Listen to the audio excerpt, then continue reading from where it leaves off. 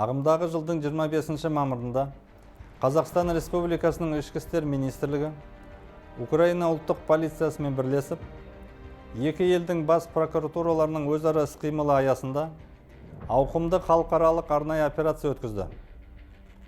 Операция нәтижесінде Одесса қаласында Қазақстан азаматтарына қатысты заңсыз әрекеттер жасаған ұйымдасқан алаяқтық қол орталықтың қызметі тоқтатылды.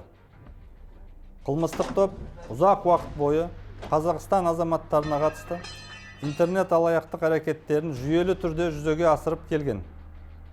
Алдын ала мәліметтер бойынша қаскөйлердің құрбаны 120-дан астам адам болып, келтірілген жалпы материалдық шығын 85 миллион теңгеден асты. Қаскөйлер әлеуметтік инженерияның заманауи тәсілдерін қолданған.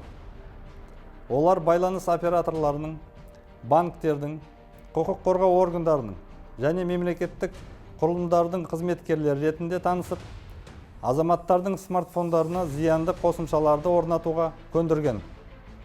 Құрылғыларға қашықтан қол жеткізгеннен кейін, қылмыскерлер жәбірленушілердің ақшалай қаражаты мен жеке деректерін жымқырған.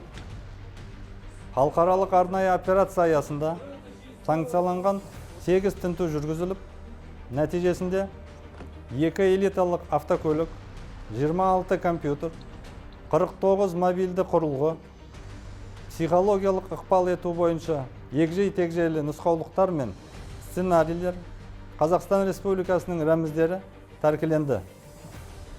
Операция қорытындысы бойынша Украинаның 9 азаматы ұсталып, уақытша ұстау изоляторына қамалды.